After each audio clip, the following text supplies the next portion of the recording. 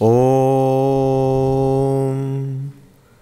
Jananim Saradam Devim Ramakrishnam Jagadgurum Padapadme Tayo Shritva Pranamami Muhurmuhu. Om Sahana Vavatu Sahanau Bhunaktu Sahaviryam Karavavahai Tejasvinavadhitamastu Ma Vidvishavahai. Om Shanti Shanti Shanti.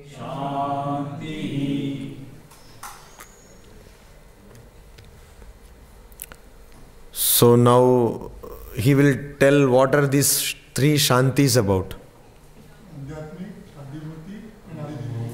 Means?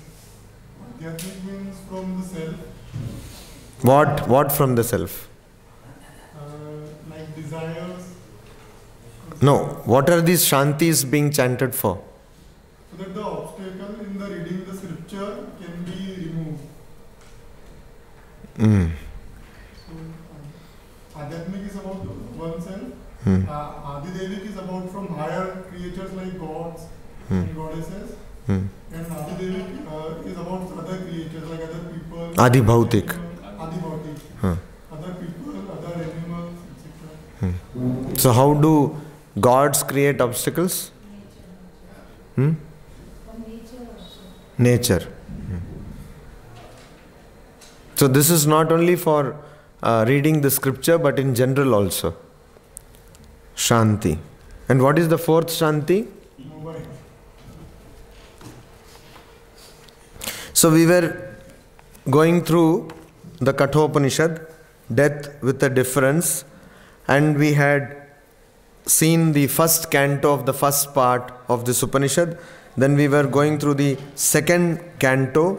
We had seen the first two mantras last time. Somnathji, a small summary of the first two mantras of the second canto which we saw last week.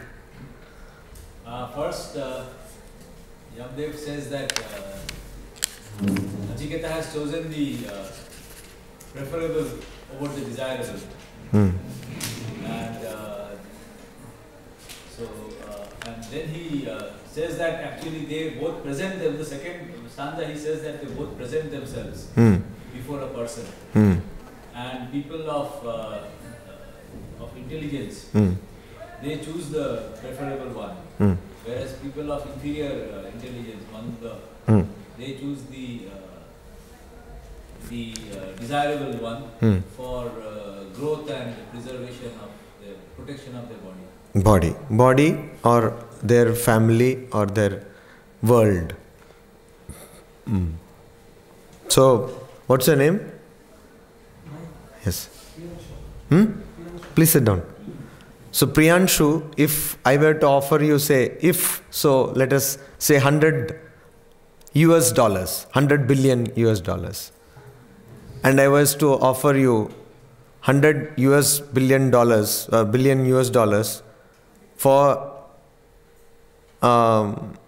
something like a Hollywood scenario, say, or Bollywood scenario, for parting with old archaeological wealth of India. It can be a statue or something. So what would you do? The correct answer is that you would not give. But what actually would you do? Suppose you got a statuette, small statue, from a place, some old ruins nearby your house, say. Where are you from? Kolkata. Proper Kolkata. Improper Kolkata. Not improper Kolkata, but just in the neighbor What exactly is the place called? Near Taliganj. Taliganj. Okay, so that is proper Kolkata. So you suppose you get some small statue, some bronze or something, and then somebody comes and sees the statue in your house. You have probably picked it up, it was just lying around there, and offers you say 50,000 rupees. What will you do? Better to break the statue after getting it. Then all the problems will have gone. So mostly we will sell the statue. We will just get 50,000 rupees. No, that means a very difficult thing, because that means that because we have problems, we should break ourselves. That means suicide. No? Very dangerous solution. So, do we really think about the preferable over the pleasurable or the pleasurable over preferable? We always work according to what we know as logic. And our logic is unfortunately tailored according to the education we get. Right? And our education is again tailored on our belief systems. Right? And our belief system is again tailored on our esteem, self-assessment, self-confidence. So if you always believe that being in US of A is the best option available for a person, you will always aspire since childhood to go to US of A. Despite the fact that they don't want anybody from India now, it seems so. So you go there and you stay there, make your whole world there, get one H1B visa, stay there for 10 years. And after 10 years, what? They simply kick you out and come here and find that you now neither know this India or you have no place in that US of A. This is what happens. So all this self-esteem or our idea about life is very much important, both in the physical and also spiritual world. Because whatever we want itself is to a great degree dependent on what we think ourselves to be. Like I am told that in Bihar, an average household, the aim of the average household children is to get into the IAS. Though the general law and order situation now, it has improved a lot. In Bihar is very bad. But it is also true that out of IAS pass outs in any given year, maximum are from the state of Bihar. So child is since birth trained to get into the civil services. And that is what happens because they aspire to become. Similarly in Kerala, in an ordinary household, till recently all children were reared to be sent to the Middle East. So you go to Middle East, you find a small Kerala there. Something like that. So all places, all traditions, all cultures have a mindset. They have an idea about themselves. An idea of India also is nowadays doing rounds in academic circles. What is India? A person who is an American Indian, belonging to the Indian diaspora as we say, though has never come to India, feels proud in being an Indian.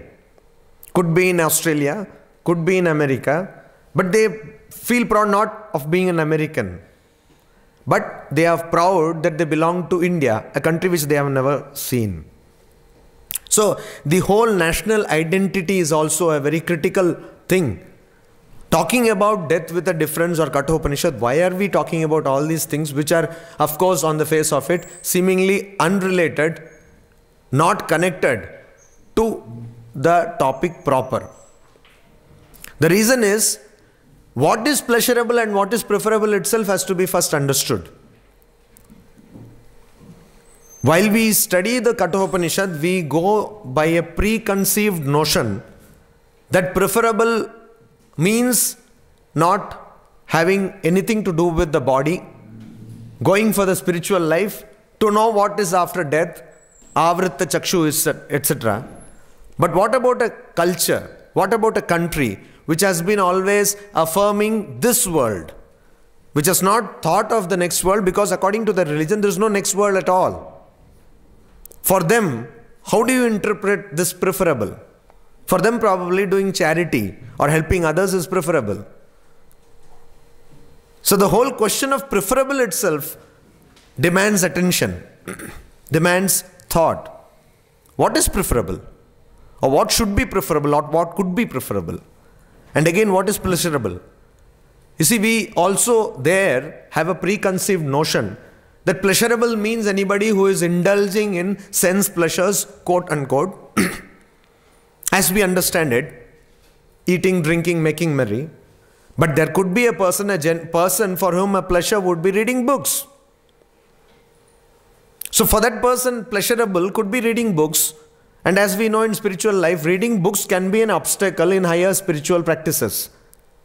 Intellectual pursuits could become spiritual obstacle in spiritual life, because you are naisha tarkena matirapaneya. This Upanishad will tell later on. You do not get to know your true self by engaging in intellectual gymnastics. It's not possible. But some people like intellectual gymnastics. So then when we say pleasurable, we have this idea of a person eating chicken and drinking vodka probably. You had all this kind of, little, some days back here, Spring Fest. So you have this idea of metal rock and all that as pleasurable, but need not be. That may not be always the idea of pleasurable. So when we are talking about pleasurable, automatically you have some pictures or some images coming into your mind. Similarly, when you are talking about preferable, you have some images of people who are very sad, not wearing much clothes, not eating properly, etc. Which makes you think that preferable is always a very unenviable position. Similarly, pleasurable is something which you have to look forward to, at least in the worldly sense. So what I am trying to tell you is, the very concept of pleasurable and preferable itself is very much rooted into our belief systems. What are we talking about? This becomes very vague, whatever I am telling you, is it not? I will give you an example, a concrete example. One Swami, now staying in Advaita Ashrama, had applied for immigrant visa in the US because he was supposed to go to the United States of America and take charge of a center there, the operations or the activities of a center there. So there is a different nomenclature. There they call them minister in charge, in tune with the Christian tradition there. So this Swami was supposed to go there, and he was applying, and he had applied 1 year, 10 months back. And he got the visa. But this visa interview nowadays they have changed, and it is scheduled in Mumbai, permanent immigrant visa interview, unlike other visas which are done everywhere across India. He went there, and immigrant visa interviews are very difficult because generally they try not to give immigrant visa. Only for cultural people, or this category is called religious worker, they give immigrant visa. So he went. So we were all very anxious and worried what will happen, because earlier on many Swamis who had applied for immigrant visas were insulted deliberately. They were told, why do you want to go to America, etc. They were scolded, etc. So I also told the Swami, Maharaj, don't get perturbed, people will insult you. So he was also prepared. Then sometimes they also ask about USA. So he was reading Constitution. I helped him getting books and also some movies. So I said, you watch these movies, have some idea about USA. And he was like preparing and all this, like a 10th class fellow going for an examination, something like that. He went there. And what does he see? There is one American and two Indians. And this American says namaste with all respect and says that, oh, you are going to United States, so nice. And much as he would have expected, quite contrary to that, he says, he shows a photograph of a religious person who is quite popular and says, do you know this person? So Swamiji says, yes. Have you met? No, I have not met. Then they are supposed to give 2 photographs, passport size photographs. Then one photograph of the Swami he takes and touches it to his head. This is an American. And keeps it aside and asks him to tell him about 15th chapter of the Bhagavad Gita. Now this fellow is probably a disciple of the religious person whose photograph he showed in the beginning, and was testing whether the Swami was actually fit to perform the duties which he was supposed to go and perform. And this I have heard about many Swamis going for immigrant visa, and in so many years, 15 years, this is the first time I came across a Swami who said that he was actually asked about something which he was going to do there. Usually the questions are very difficult, but I'm not talking about that. Even that is not news to me. The wonderful thing is, the 2 Indians who were flanking this American, after these questions were asked, almost as a late question or a rejoinder, a person who was sitting to his left is asking the Swami, but Swami, you are going alone. What about your wife? What about your wife? And this person is a complete Indian, probably a Maharashtrian, who knows very much about Sannyasi Sampradaya, much so he knows about Ramakrishna Mission. He knows that Ramakrishna Mission does not admit any married men. He is asking this question. And he immediately gets a pat on the back by this American. He says, monk. The American says, monk. And then this person makes gestures to that American, says, I was just asking, which means I was just asking the question to harass the Swami. This is exactly what I am talking about when I say that when we talk about pleasurable or preferable, it is our belief systems, our mindset which works. For us today, anything Indian is pleasurable, or probably even not that. Anything Indian is not even pleasurable or preferable.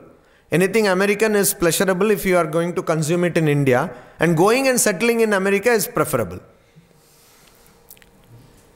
This is the kind of mindset you have. So, if you need to understand even what is Shreya or Preya, you need to unlearn what you have already learned and relearn in a proper perspective. So the root of all evils, as Swami Vivekananda put it very eloquently, is education. Wrong education. You have to undo that and bring in right education. So first understand what is Shreya. First understand what is Preya. So how do we understand? Anything that weakens you, anything which removes the center of strength from you to some other loci or location, is Preya, pleasurable. And anything which brings back the strength from something else to you is Shreya. That is preferable. So see what happens when we drink, when we eat. Where do you locate that pleasure? Actually, that pleasure is coming from you, within you. But where do you actually locate it? You locate it in a piece of mango. You locate it in a piece of drink.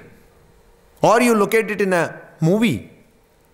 So immediately you are trying to shift the center of the strength or the bliss from you. You're removing it from you to an external object.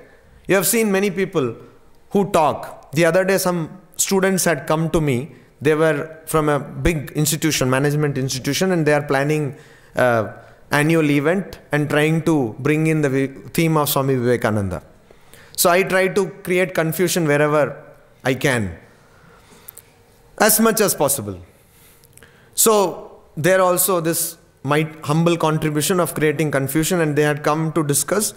So one person he's a young boy, a boy, of course not young man, 23 or something, all filled with rings, different stones. I said, throw them away. He said, no, my mother is very much attached to these. I said, if not anything, this is a bad fashion statement. Forget about all the psychology stuff.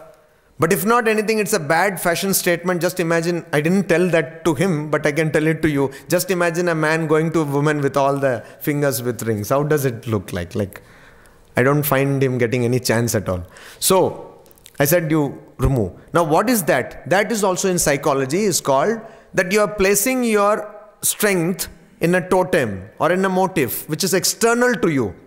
If for some reason that ring had to break or it was lost or something, usually rings get lost in wash basins. I don't know, but there is a strong connection between wash basin and rings. So that get lost and all that. So if they get lost there, this person will lose his self-confidence.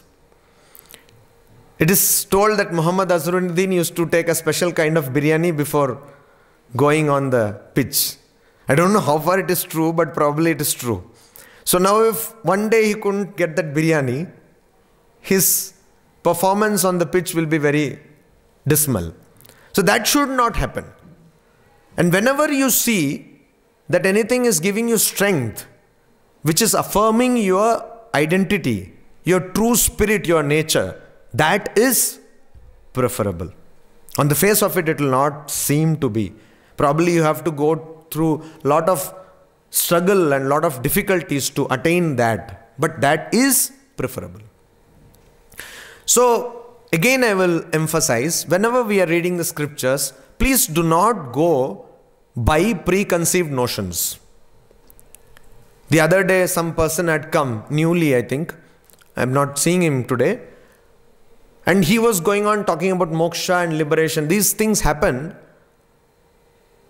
Was it you? No, it was somebody else. So these things happen when we read a book for the first time. Like when you read the Harry Potter for the first time, you are constantly talking in spells. How many of you have read Harry Potter? So like you say, what do you say? Something Axio or something. So many spells are there. Patronus, something like that. I don't know how much you are into Harry Potter, but a group of monks, we were like into Harry Potter. And for the last 3 volumes, that is 6th, 7th, 4th, 5th, 6th, 7th, I had pre-ordered them, no? Pre-booking. And I was like waiting when it will come. And when Dumbledore died, it was a day of mourning, kind of. So much into Harry Potter. So when you do that, your world is full of, there is a whole website of Harry Potter, there are t-shirts, there is stationery, spells. So you always think in Harry Potterian terms. So people who are beginners to Shastra, they start thinking in moksha. Anything is moksha for them. Anything is liberation. Anything is Vedanta. So that is basically an infatuation with Vedanta. When you start understanding concepts, then you have to try to put them in the proper perspective and see whether you are actually relating to them. Like in India, you have this vegetarian fried rice. I was told by a person who stays in China, he is actually an English person, but British, but he stays in China for many years now and is a devotee of Ramakrishna mission. He said that, Swamiji, there is nothing vegetarian in China. So this vegetarian, this is a good engineering by Indians. So that they want to, gobi Manchurian. There can be no gobi Manchurian. Manchurian is always non-veg. So like that, whenever you are in a particular position, you try to bring everything to your level and your understanding. So we should be very clear. When the Shastra says, Upanishad says, Preya, Shreya, not one of us even question what is Preya and what is Shreya. We're all perfectly clear on that, right? But we are not. We are not clear even on that. So we need to understand. As the Shastra says, that a person, Vivinakti dhiraha. Vivinakti means you examine by all sides, from all sides you examine. So we need to examine from all sides. What is Preyaha? What is Shreyaha? So when I can get a job done without giving bribe, why should I give bribe? And also, more importantly, let us not leapfrog. You are all aware of this expression, right? Leapfrogging. Jumping various steps. You have seen, or I always do it, whenever you are walking on a staircase or when you are coming down, we always like to jump. I do it always in the ashrama. So some people watch that. Free entertainment. So like that, jumping. And when you come down, it is easier to do, but while going, it is up, it is difficult. But yet, it gives a joy. In Shastra, or in life, let us not do that way. Most of us are not even prepared to understand the word moksha. Most of us are not even prepared to understand what is adhyatma or atma. So instead of simply repeating phrases which we do not understand, let us take that one by one, as they come, as they say. How do we do that? First, in the practical level, locate what is preya and what is shreya. In your day-to-day life, locate what is preya, what is shreya. In your classrooms, in your house, in your relationships, in your studies, locate preya and shreya. And in each instance, try to hold on to the preferable over the pleasurable. So, when I can get a job done, maybe not so easily, but when I can get a job done, or I am supposed to get a job done without giving bribe, why should I give bribe? Just because it gets it done quickly. Quickly means what? Maybe some days earlier, some hours earlier. Why should I do that? So I will go for the preferable method. When I can talk to a person in relationships, when I can talk to a person and fight. Sometimes, you see, we all live in a very cosmetic world. We are afraid of telling the truth. Somebody comes and thinks that's very beautiful or handsome. They tell you are looking very shabby. We don't do that. And that creates confusion in relationships. Just tell the truth and people will love you more. So, sometimes fighting is very important for a relationship. So that, on the face of it, appears not pleasurable, but it is preferable. Similarly, in the classroom, being a dumb in front of the entire classroom by asking some questions which probably you are supposed to know, the whole class will say, Bewakoof janta nahi hai. But it is preferable to ask that question and also clarify the understanding of many other people, because the other people who are thinking that they know, they don't know actually. By asking this question, the person is forced to explain the basic concept, and in the process, many other people also will get their basic fundamentals cleared. That is preferable.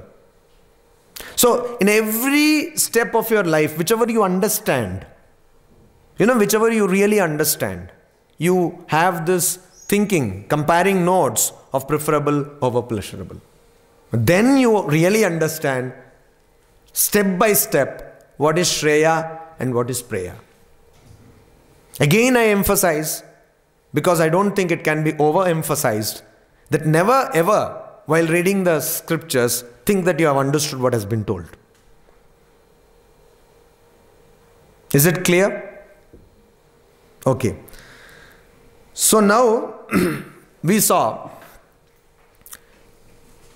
that though these two paths of the pleasurable and preferable are given to people, why do people go for the... Why? Why? No, we saw this reason. Why? Last week you were there, right? Last week you were there. Oh, okay. Why? No. No. Yoga Shema. Huh? Growth and protection. Huh. What is that in Sanskrit? Yoga Shema. Yoga? Shema. Yoga is what? Yoga means achieving. No. In this case, yoga means, yes. Last week you were there. So, though the preferable and the pleasurable, though the pleasurable and preferable are available to a person, why does a person opt for the pleasurable? No. The Katha Upanishad gives a reason, and we had studied that reason last time. Anyone? Yoga kshemat vrinite. Yoga means growth. In this sense. Sanskrit, every word has got n number of meanings. So, yoga kshemat vrinite. Why does somebody vrinite choose the preya over the shreya? Though the person can choose the shreya also. Why does someone choose the preya? Because yoga kshemat. What does that mean? For protecting one's body, etc. Can you give me a non-religious parallel or non-religious equivalent of this yoga kshema? Have you understood my question? Yeah. Say for instance, in the scientific world, can you give me a parallel of yoga kshema?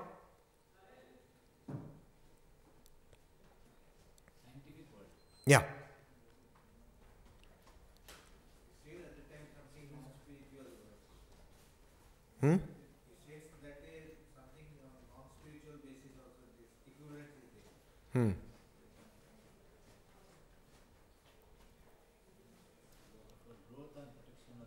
Growth and protection. Anyone? Yeah, I can give one example. Yes. Like if you want to do, say... I'm not asking about the example, I'm asking about a concept. A concept. Yes? Growth and protection. Yeah, both of you. Growth and protection. Yoga here means growth. Kshema means protection. It is the tagline of LIC, Life Insurance Corporation. Yoga Kshema Vahamyaham, which is taken from the Bhagavad Gita. Lord says that I will take care about your protection and growth. Now the question I am asking you is, these are all religious contexts. Can you give me a parallel or a comparable thing from non-religious or rather more scientific context? Anybody? Nobody? Yes? Wow. Now what exactly is you want some situation where we... Not situation, a concept. Where we give up the pleasure... No, a concept which is similar to Yoga Kshema. Very similar. I think you are thinking too far and forgetting what is near. Survival of the fittest. Survival of the fittest. Are we familiar with the concept? So survival of the fittest. Abhinivesha it is called in yoga terms. Clinging onto the body. A person who does not have any strength will show unparalleled strength when in the face of danger of dying. Because this is their instinct to cling on to life. Survival of the fittest. So yoga kshemat means what? We all want to live. Because we want to live peacefully. Path of the least resistance. So क्या झमेला करना, वो दादा आके मांग रहा हफ्ता दे दो. Don't go into problems. Netaji चंदा कलेक्ट कर रहे हैं तो दे दो. अरे घूस सब देते हैं, आप थोड़ी पहले दे रहे हो, दे दो. Go with the crowd. Huh? These are all the general commonsensical wisdom. That move with the crowd. Don't दहेज देना है दे दो, ले लो. अरे सब लोग लेते हैं वरना आप तो बेवकूफ हो जाएंगे. Actually they use another term. It is not very it's unparliamentary, so I am not using that term. In Hindi there is a wonderful term. for Beokuf. So what he says is that if you do not take, like you are an IIT graduate, if you do not take Dahej, you are actually losing that much money. Because everyone is taking. So why do be so much poorer? Instead, go ahead and take. And that is not a big deal. No? Everybody takes. So nobody is going to make you the villain. So le lo. Move with the crowd, with the current, and not selecting the road less traveled. So you do what everyone is doing, like the flock of sheep. You follow the crowd, and everything is normal, no problem. So that is what we are talking about. Survival of the fittest. Because we all want to survive, we do not want to do anything offbeat. So a student who has studied up to 12th, got good marks, and also what to do? Okay, ask that fellow to, parents, what do they think? Ask him to sit for the joint entrance. He writes the joint entrance, and what? Then he passes. Okay, then do engineering, and now afterwards you do MBA, and then you get a job. Now what this fellow actually wanted to do, probably fashion designing. But no, fashion design, no scope, we don't know what will happen. No, don't do that. Even today. So this is what Shreya, Preya, all these things we know. We are not fools. Everyone has got good intelligence. We are endowed with intelligence. But where do we come short of following Shreya? When we feel at peril, when we feel challenged, when we feel endangered, when we feel out of the crowd, when we feel solitary, alone, that this is a path where I will not have company. When we feel that, then we say no. We will follow what? In United States of America, there are many people who want to become monks. Okay. And they come to our centers, which are called Vedanta societies there. So the moment a person comes there, the person is told that if you want to become a monk, you will have to have a control on your sense pleasures. You will have to be chaste. You will have to be continent. No? Continence should be there. And also, you will have to be a celibate. So the person stops. You know how social life in USA or other European countries is. This person stops going to parties, mixing with the opposite sex. This person can be a male or female, both. So, and what? This person is treated as though a psychological patient. What happened? Come, enjoy. What? Why don't you come out, hang out with us? What has happened?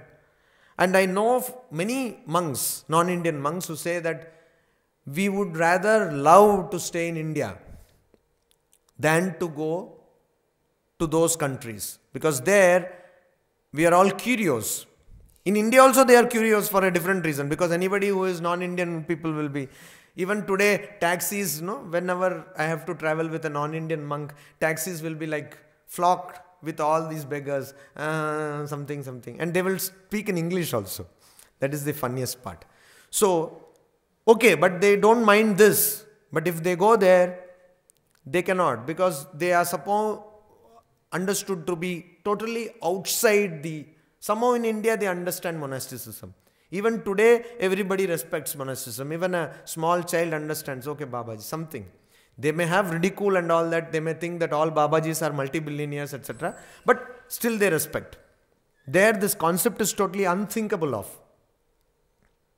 Even though there is a wonderful Christian tradition of monasticism, even then this is unthinkable of. It is considered as something perverse, something psychosomatic, or some illness. So, we find very few number of people becoming monks. In Middle Ages, which was also called Dark Ages, church ruled the society. So the parents somehow wanted their children, particularly from middle class families, to get into the church and have a safe career.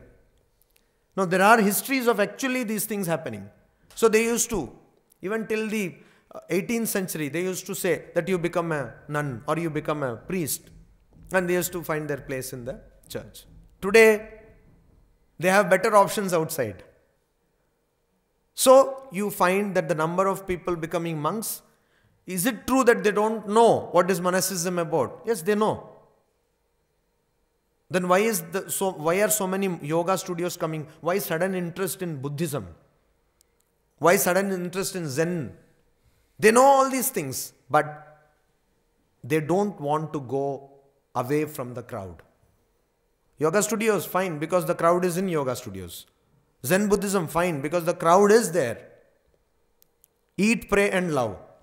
So, what is her name? The person who acted in Eat, Pray and Love? Anyway, she converted into Hinduism, and now suddenly there is a growing interest in Hinduism among Hollywood actors. So it happens. So this is what? Whenever the crowd goes wherever, mob psychology, you also go there. So Shreya and Preya we have to understand in that light. And survival of the fittest, it has to be taken in an individual sense. This survival of the fittest has to be taken not at the collective sense, but at the individual level. Your survival, particularly the spiritual survival, the integration of your personality. One litmus test for that integration is whether you are really integrated is, at the end of the day, when you go to sleep, do you get sleep or not? How quickly? No, it's not a joke. It's actually a psychological method. How quickly can you fall into sleep? That shows that you are really integrated personality. If you have some gaps, if you have some loose ends in your personality, it will be difficult. You will be thinking, what will happen, this, that, and you will be worried, you will be anxious, frustrated, so many problems. And your sleep also will not be smooth or unbroken.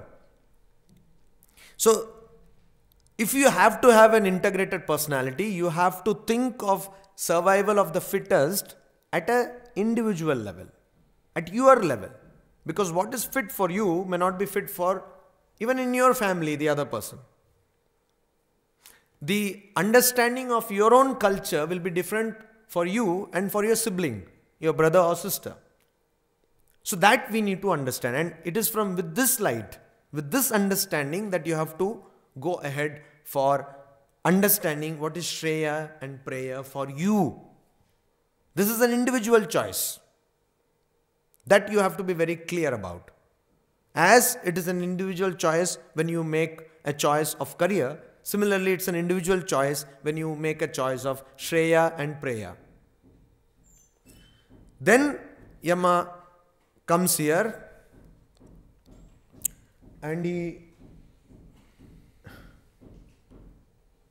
talks about Nachiketa.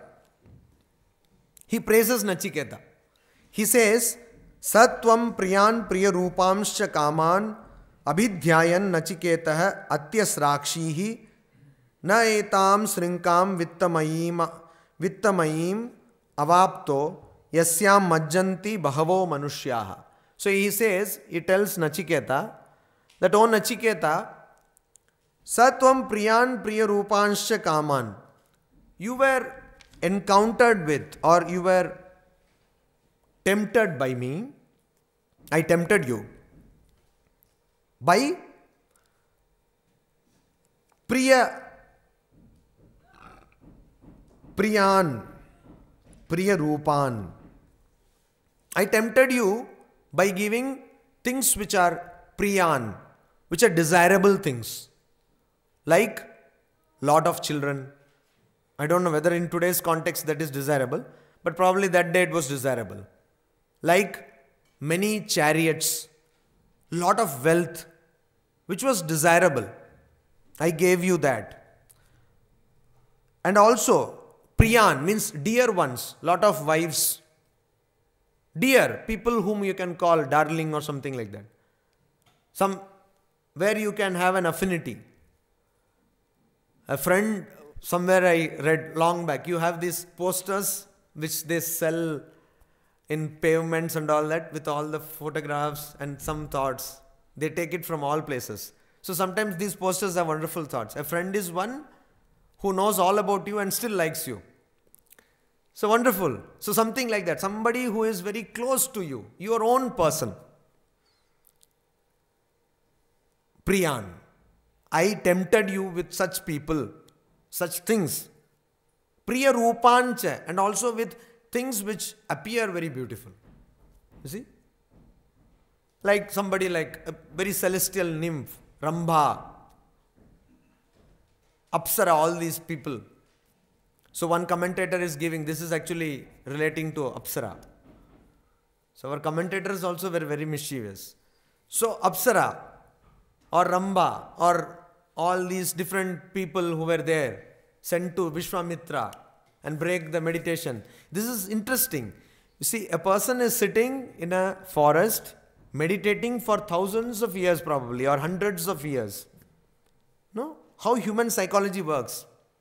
And this person knows that the forest is so, even today there are many places, like if you have to go to Mayavati, you have to catch this train, then bus and all that. So those days, it would have been very difficult to go to these forests. So this sage is sitting there meditating, and suddenly he sees a wonderful woman coming there out of the blue.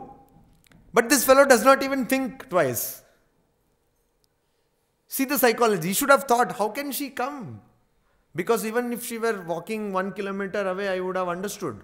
Animals would start going here and there. And also, how can she dress with all this jewelry and all that? Nothing is available in this forest. From where did she come? So this is something fishy. No, that Rishi did not understand that. Human psychology. So, or to put it in Advaitic terms, this did not come from outside, he projected it from inside. In the case of Buddha, we find the case of Mara, or a demon, or in Christian language, devil. He is Satan. He comes out, and tries to tempt Buddha, and somehow Buddha, using spiritual energy, spiritual power, vanquishes him. So this kind of thing, even that did not tempt you.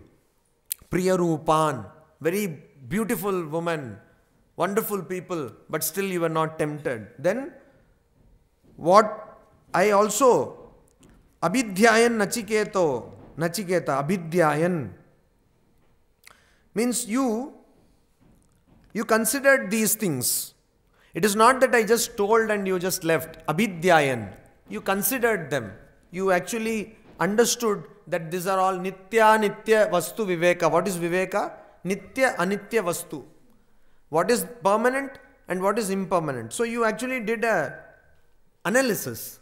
You analyzed these things. You understood that these are all impermanent things.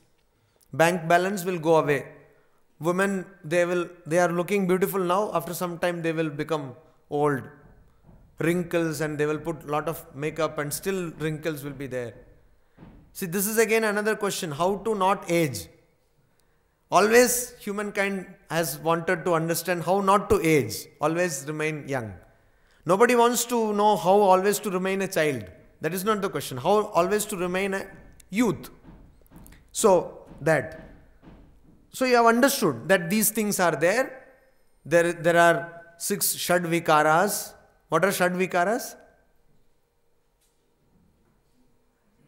This is the only problem. Somebody is telling me, this is the only problem. You just keep on to your topic. Why do you come back to us and ask questions? What are the changes? Birth, growth. What are the Sanskrit terms? You can utter some Sanskrit. Nothing, no harm will happen. No? Jayate. Jayate asti. It's quite logical. First birth, then it remains. Jayate asti. Then grows. Vardate. Then shiyate. No, not shiyate. Viparinamate. Changes, modifications take place. You just consider your body. Your body takes birth, then you remain. Then from child, the state of childhood, you start growing. Then there are some changes. Suddenly your voice breaks. You have a mustache. Something like that. No, changes. Changes. Viparinamate means changes.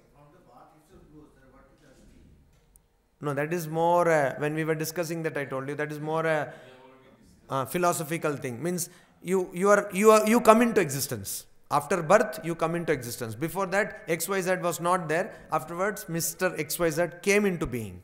So, then Vardhate. Then Viparinamate. The changes come, like in the case of puberty. Changes. Then Apakshiyate. No. Apakshiyate. Then Nashyati. Nashyati. Jayate, Vardate, Jayate, Asti, Vardate, Viparinamate, Apakshiyate, Nashyati. Then you start decaying. It's told that after 40 onset of decay. So you decay. It takes longer time to decay, no? From 40 years to 100 years you are decaying. So decay and then you Nashyati. You die. So you have understood all this. You have understood all this. Yama tells to Nachiketa, and you rightly discarded all these Priyan and Priyarupan, those that are desirable or near dear ones, and also those which have a desirable form. So you discarded them. Kaman, and also these things are all desirable things. You discarded them. And Nachiketa, Atyas Rakshihi, you have discarded. Atyas Rakshi means you have discarded, discarding. So you are a great person, you are an intelligent person. That is what the conclusion is. Implication is that Yama says that you are an intelligent person. You are not ordinary person, Nachiketa. Na etam srinkam vittamayim avapto. And these srinkam vittamayim na etam avapto. This srinkam, here srinkam is a word which has got many meanings. In one sense it means garland. Here it means path. Path. So this srinka, this path, which many people take. Which path? The path of the pleasurable. The path of the pleasurable, which is taken by many people, vittamayim, particularly people who are abounding in wealth, who have accounts in Swiss banks and many other things. You can go to their mattresses and instead of cotton it will be notes, like that. We hear so many things. No? So you have in Vrindavan 2005, State Bank of India of Vrindavan had 400 crores of unclaimed deposits. People did not claim, being all died. They have so much of money unclaimed and they simply took it into their assets. So much of money is there everywhere. What is that? Antilla. There are about 400 servants to serve one family. 400 servants. They are not company, not Reliance servants. They are all servants of the family of that person. That is also part of Reliance, not the entire. So they can, it seems, purchase India 10 times over. They have got so much wealth, they can purchase India 10 times over. So this is the kind of wealth, abounding. Swami Vivekananda once said, it is difficult to preach spirituality, or it is difficult for these people to understand spirituality. Two kinds of people. One, who are abounding in wealth. Because they are so much engrossed in enjoying the wealth, they have no time for other things. And two, people who have nothing. Who have nothing. They are starving. They don't know where to get the next meal from. So it's difficult. In fact, it's an insult, Swamiji says, to preach spirituality to these people. So first feed them, first make sure that they have a humane condition and then talk spirituality to them. But as far as rich people are concerned, they are so much into enjoyment, so much.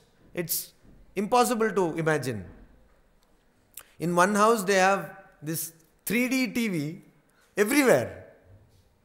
The house is itself like 6 stories. One house, one family. And everywhere TV. You go to this room, one TV, that boy, one TV, and even I was like totally swept off when I went to the bathroom, restroom, and there also. Like, what will they do with all these things? So much of wealth, and nobody knows who is where and what. A fleet of cars, 50 cars. So sometimes they invite this Ramakrishna mission monk. So many monks go, and we don't understand. This is one house actually. And he is not a big industrialist or something. Okay. Ordinary industrialist in West Bengal. So why do they invite monks? No, they are devotees of Sri Ramakrishna. They have a temple and there is a marble statue. So every year they have a function and they invite not only monks, many people. So that is one okay aspect. But so much of wealth, this is very stinking in wealth. So here Nachiketa is being told by Yama that particularly people with the mayim, people who are abounding in wealth, they take to this path of pleasurable enjoyment, srinkam. So you na etam. But you did not go to that path. Na avapta hai. You did not avapta hai, take that path. Yes.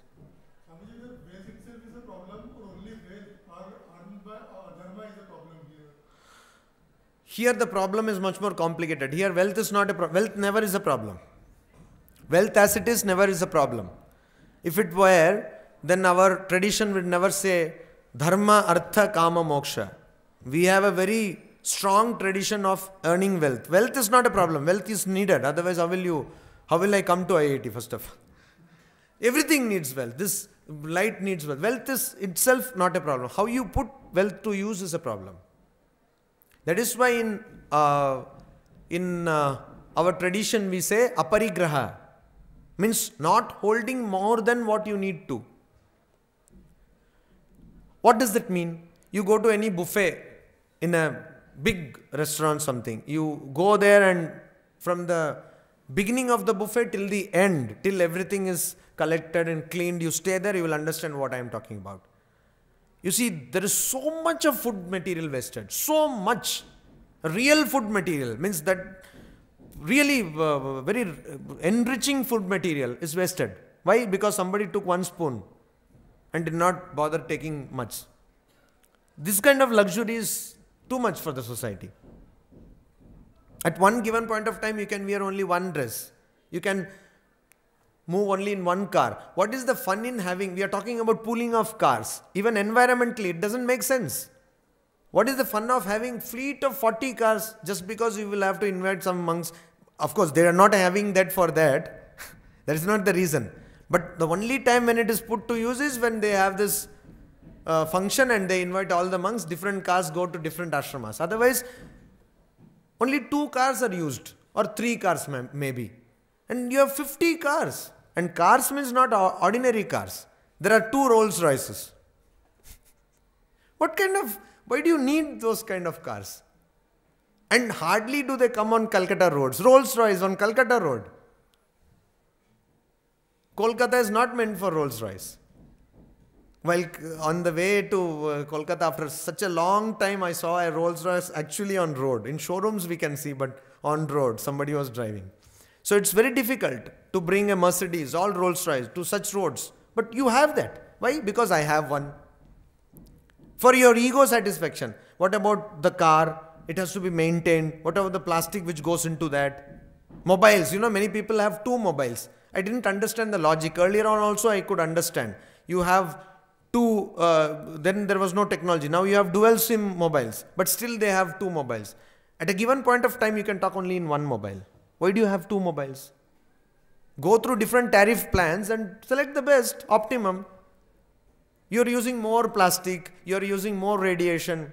Even environmentally it doesn't make sense. Does it? So this is what? You have wealth, but use it properly. That way, I don't know Narayan Murthy personally, but whatever I am told and whatever I see, this Sudha Murthy or Narayan Murthy, they are much, much prudent in using their wealth. It's better. That way you be simple, you eat everything, you go across the world, if necessary go to space also. But still you don't need this kind of flaunting of wealth. which is not necessary. Why it happens? Because of our psychology. A music director, now he is very famous in India. He had just shot into fame. Long back. This is about 35 years back. So this person had shot into fame just then. And he was, in a studio dictating how the music should be like that. So he had worn all gold rings here. And he was telling 1, 2, 3 like this. This finger will come like this. So the person who was doing the sound recording, he was doing sound recording from the age of 10. And he knew all these people on a first name basis. So after this fellow went, his brother also, elder brother, is a music director, but not that, he did not become that famous. So he was smiling at him and he said, yes, newly acquired wealth. 1, 2, 3 like that. This is suddenly people will wear all the flashy clothes and all that. Then this is newly acquired. In their family they have never seen wealth and this is the first time. So they have to flaunt. So this is what is the problem.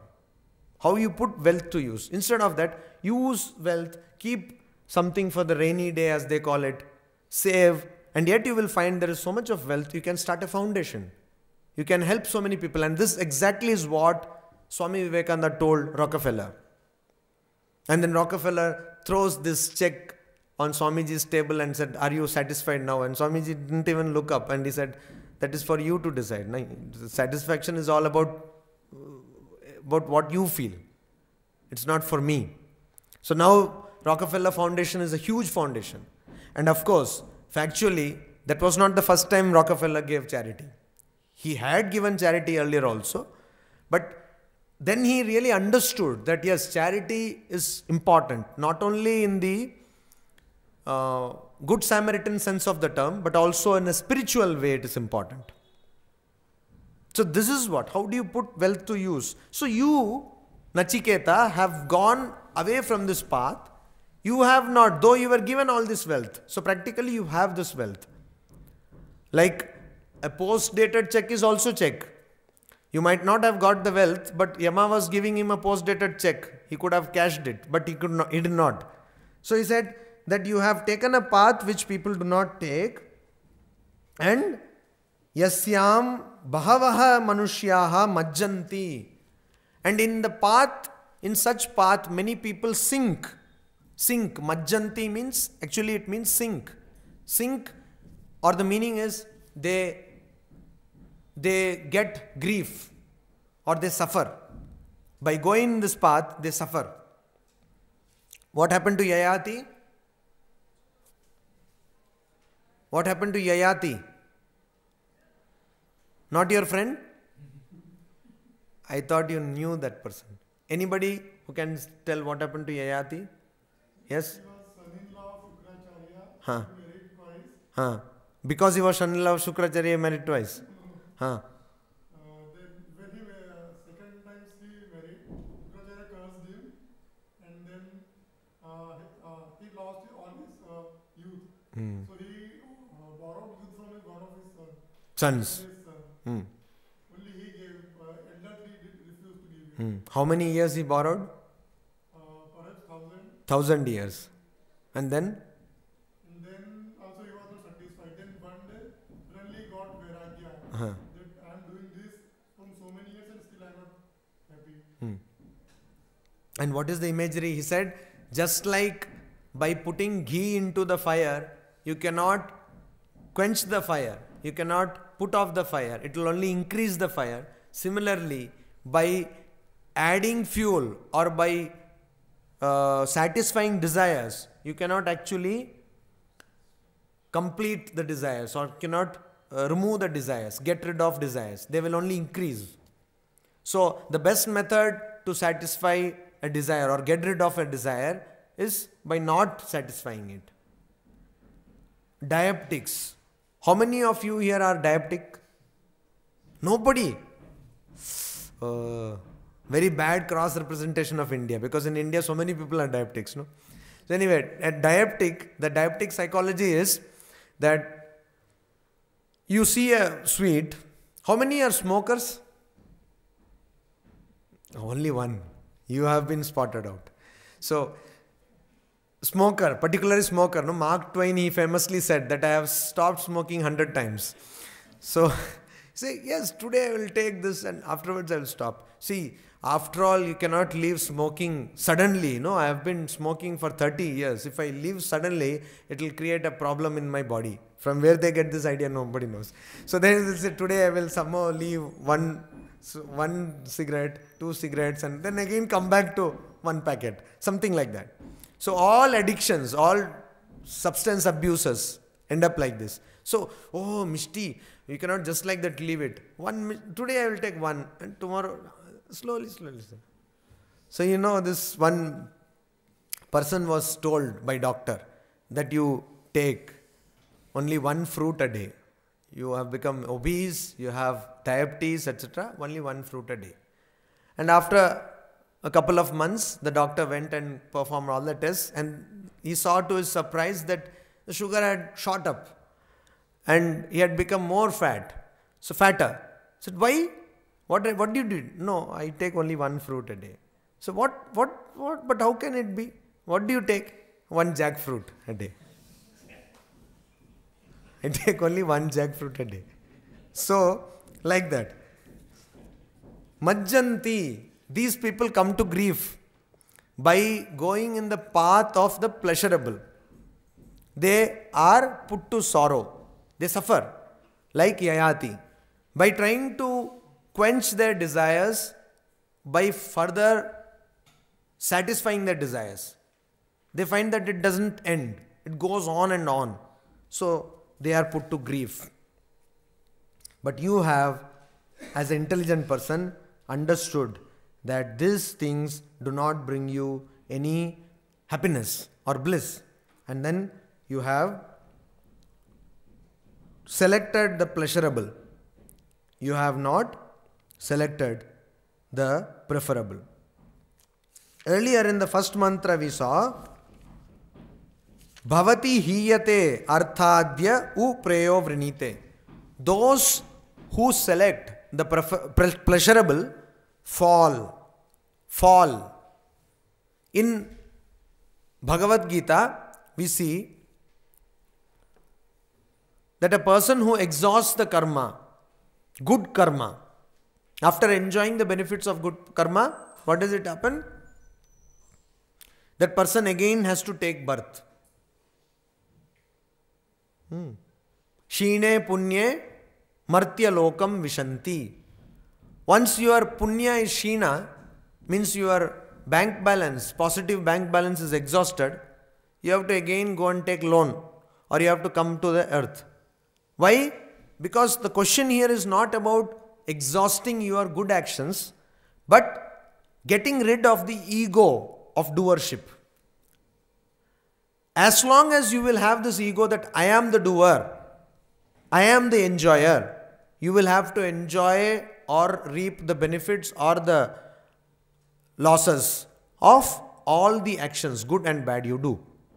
Similarly, here you see that the Upanishad says that bhavati hiyate preyo u vrinite. A person who selects the pleasurable has to fall from the true end. Why true end?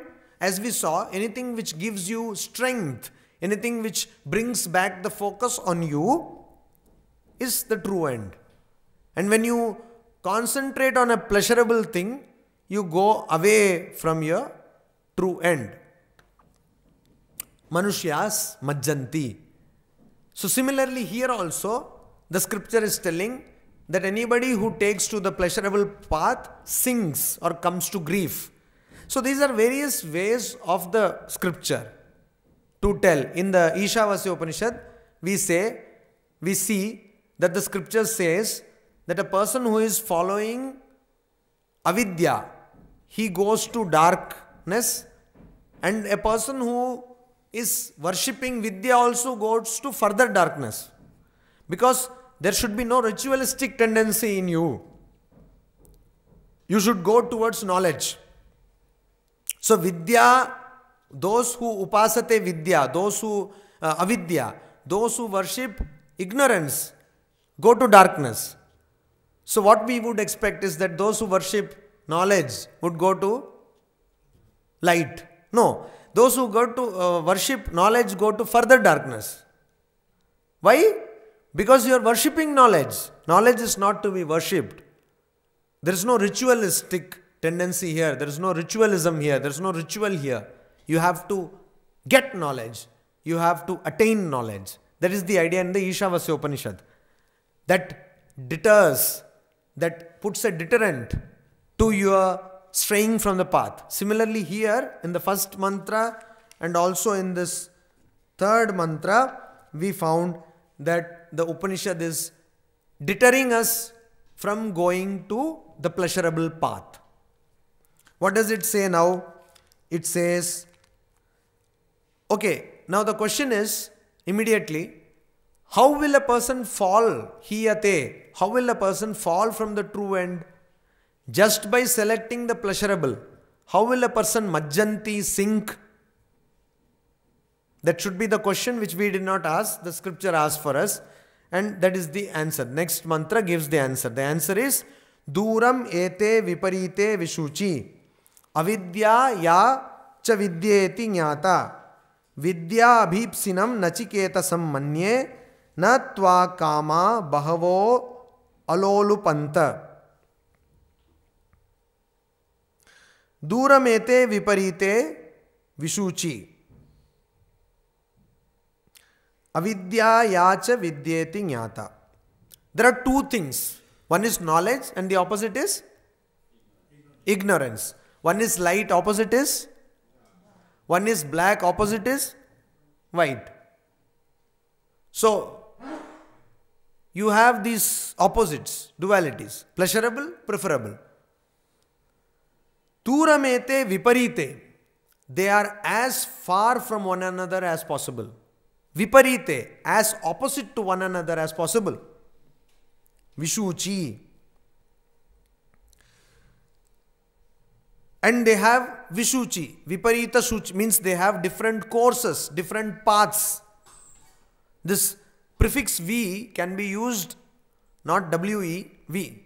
That is in the Sanskrit V, can be used in the sense of opposite. Viparita.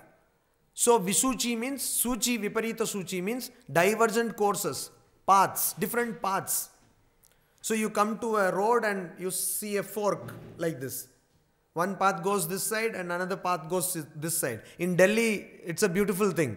You go to any place like this, a road goes like this and like this, don't worry. You go to any other road, you will come back to the same place. This secret I didn't know. Our driver in Vrindavan Ashrama, he told. He was a very old driver. Angrezon ke zamane ke driver. He learnt his driving from an Angrez. So he said, hum Angrezon ke zamane ke driver hain. So he said that in Delhi, everything, you see, the center of Delhi is Karnat Circus. And when I was in Vrindavan, every month we had to go to Delhi for various marketing and other things. So it was a very hectic thing. Every day we used to go, whole day. So we knew Delhi like the back of our hands. And yes, that was true. This Rajiv Chowk, that metro station which has come, or Connaught Place, that is the center, and all other things are concentric circles around that. So you get into any road in Delhi, you can get out and you will not be lost in Delhi, no? Of course, apart from some pockets in Delhi 6, that is not the film, but the place. Delhi 6. How many of you seen Delhi 6? You're not.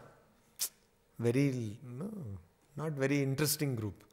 So, anyway, Delhi 6, that Safdarjung, old Delhi. There, some places you get in, it is difficult to come out because of the small, narrow passages. But otherwise, so here, the idea is that you have a fork like this. A path goes to this direction, another path goes to this direction. And when you go to that direction and you say, oh, galti ho gayi or bhool ho gayi, something, then the driver calmly says, now you cannot take any exit because the next exit is probably 3 kilometers away. So, this is what? Duramete viparite vishuchi. These are divergent courses.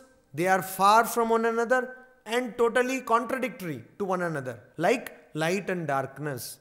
Like real and unreal. What is real, what is unreal.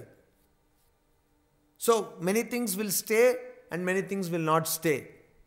You know that. These are all transitory. Even in this worldly life, you may not go to the spiritual life. You know certain things are unreal. Chinese product, unreal. It may stay, may not stay, like that. But you purchase something solid, you know this will stay. So this kind of Viveka Vairagya also has to be done, you see. Viveka can become at various levels. You should not just leapfrog and go to the final level of Brahman, because you know nothing about Brahman. I also know nothing. Duramete viparite visuchi. Avidya yacha vidyati jnata. And we know them as Vidya, that is knowledge, or Avidya as ignorance. Or in terms of spiritual knowledge, you can say that samsara. Samsara means this janana marana chakra, this birth and death cycle. This is not real. And moksha, liberation, is going to be permanent. So this is the idea. So you know, how do you know? Not everyone can know, but only Pandita or the wise people, by analysis, discrimination, viveka, they come to know that avidya iti, that this is knowledge, this is ignorance. Avidya iti, this is ignorance, this is knowledge. By properly, so Sri Ramakrishna gives us the allegory of sand, grains of sand and grains of sugar, chini and bali. So by filtering it, by segregating it, you know that this is sugar, this is. Similarly, Paramahamsa, water and milk. By filtering it, that person knows, Paramahamsa knows. Oh, this is. How many of you have gone to Tirupati? So Tirupati, there is, you have seen, they also show it in all the circuit TVs. They have the sieves, no? Huge sieves. They will do like this. I don't know, now so many coin sizes, but still somehow they do. So 1 coin, 1 rupee coin, 10 rupee coin, everything will fall. Now they don't do that.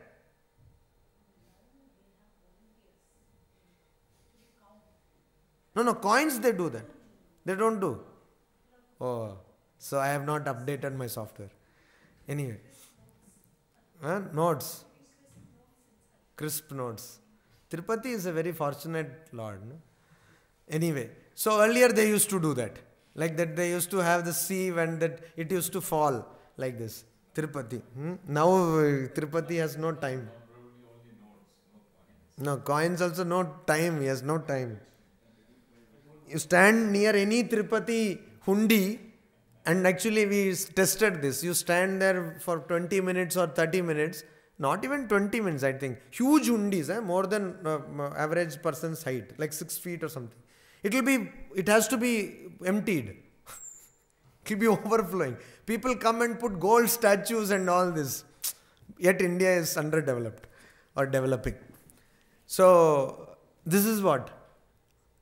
These kind of differentiation. This is 5 rupee coin, this is 10 rupee coin, this is 1 rupee coin, 2 rupee coin. So this is Viveka, this is Aviveka, this is Nitya, this is Anitya, this is sugar, this is sand, this relationship is going to stay, this will not stay. All these kinds of. Whole life is about duality. We decide what is going to be, what not going to be. You see, this is the question which comes, whether I should go to the class or not. Today anyway, Kshitij people will be there. Why bother? And anyway that fellow is boring, yawning session. So, why go, etc. Always we have to, think in terms of dual actions, dualities. And that is what is being talked about. But who can arrive at a decision? One who analyzes. Jnata. This jnata, the jnani, does not just come at the decision. Like you have a hypothesis, and then you have demonstrated that this is the proof. You have a proof for that. So similarly, you do this. So, Vidya Abhipsinam Nachiketasam Manye. But Nachiketa, you were Vidya Abhipsinam. You wanted knowledge. Abhipsinam means Abhi-ipsinam. Means properly or very Abhi. This is again a prefix. means very strongly ipsinam. Ipsa means desire, ichha. So ipsinam means one who has a desire, one who was desirous. Abhipsinam means strongly desirous of jnanam. You, vidya. You wanted vidya. Not any person, but knowledge. Vidya. You wanted knowledge.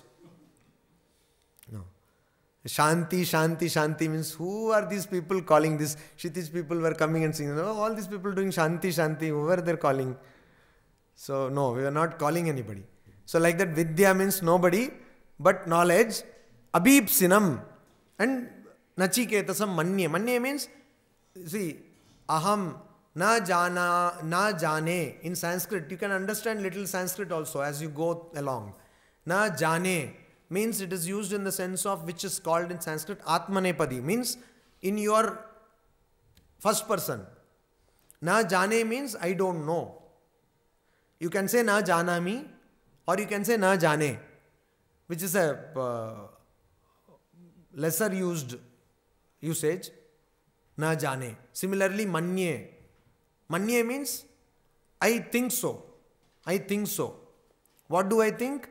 That you had this ichha or desire, strong desire of vidya, knowledge. Why I think? Why? What is the ground on which I think? Yeah, obviously, I gave you so much wealth. I gave you so many women, so many apsaras also, not bad looking women, no? Wonderful, all beauty queens. All these people I gave. All this, again here I have a point to make. Just think about this. What would have happened if the Upanishad was written by a woman? We know that this Upanishad is written by a man. Why?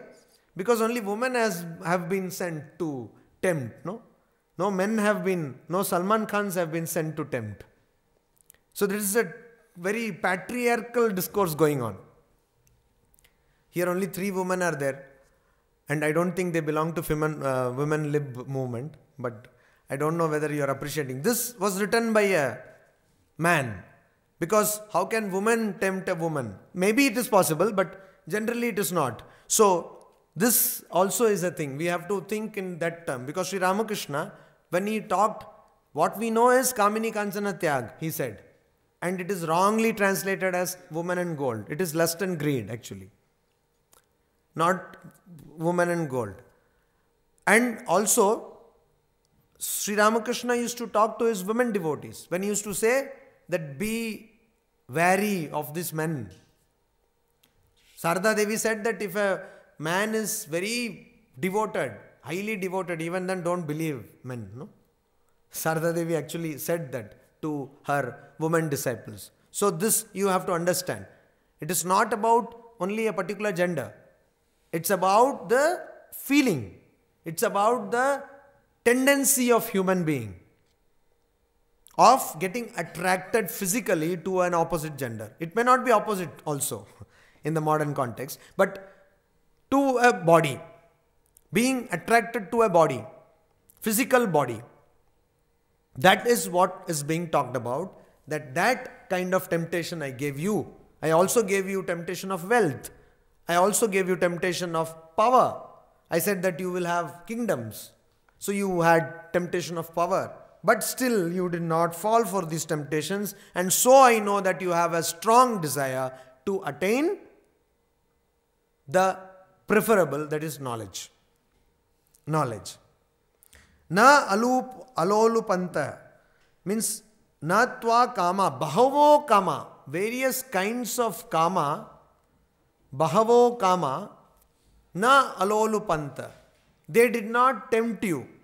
Lolupa means one who is desirous of. Lolupanta means tempting a person. Alolupanta means it did not tempt you. It did not tempt. And therefore, I consider that you are the best person to be given this knowledge.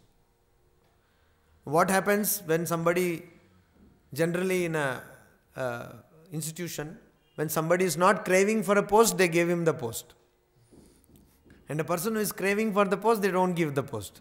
because this person will misuse once getting power. That is how people think, or that is how they are supposed to think. Now I don't know how they think. So this is what Yama says. Now that is why I consider you fit for attaining knowledge. Now here is what we are talking about, qualification. Till now Yama was giving the entrance test. He gave a test to Nachiketa and Nachiketa passed the test very nicely. So joint entrance is over. Now it is introduction, or as you call induction. So this now induction is you all did wonderfully well. You did so nicely. You have passed the joint entrance. Now you are into IIT, etc., etc. That kind of thing is going on now. Why? What are the qualifications for spiritual life according to Vedanta?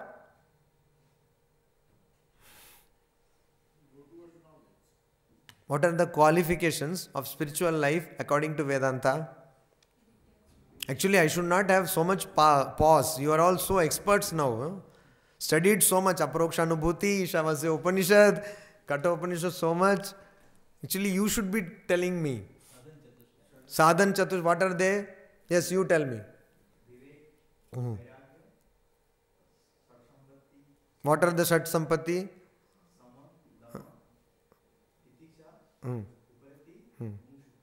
Samadhana. Now, mumukshatva does not come in Shat Sampati. Then, Shraddha. Then, Samadhana. Then, after Shat Sampati, what? Mumukshutva. So, these are the four. Sadhana Chatushta. These are the qualifications you should have to, and Vedanta Sara goes on elaborating each qualification. So, these are the now, Yama says, you have these qualifications. Nachiketa, you have the qualifications. So, now, I consider you fit to enter IIT. Now, this is only the beginning. Many people think that you have arrived at the IIT end. Now, but you don't know that the serious trouble is ahead. That was nothing. This is further more trouble. So, there you are competing with other dull people like me. Now you are competing with equal people. So, it is much, much worse. So, that is what. Now you are competing with Yama himself. So, now Yama says, he gives the knowledge. What does he say? He says, avidyamantare vartamanaha. Now he is talking in general about all of us. Swayam dhiraha panditam manyamanaha. Damdranyamanaha paryanti muda andhe naivaniyamana yathandaha. It practically sums up what is happening here. This mantra, andhe naivaniyamana yathandaha. I am a fool. And I don't know about you. Some realized souls may be sitting probably there also. I don't know.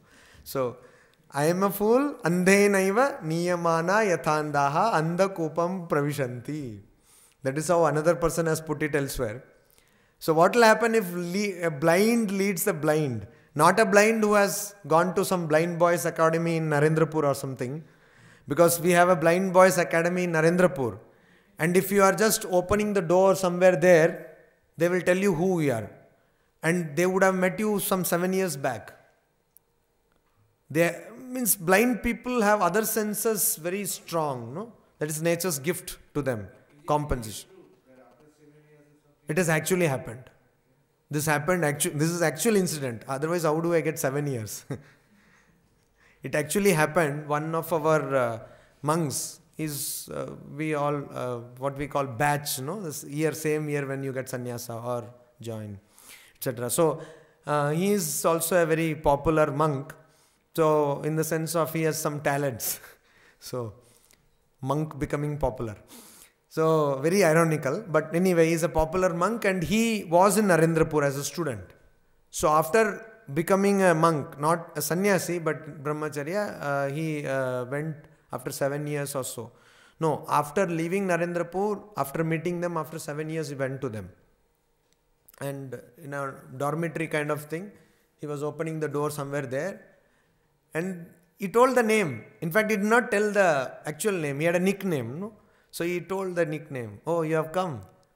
He was like totally swept off. He knew, because he was there, he knew that they were talented, but even for him it was too much. He said, oh. So there are there, but just imagine an ordinary blind person.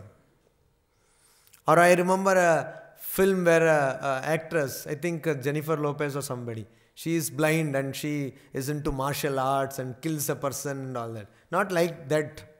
Ordinary blind person leading another blind person. Even nowadays people, even with eyes, they are blind. In Bangalore some time back there was an accident and very bad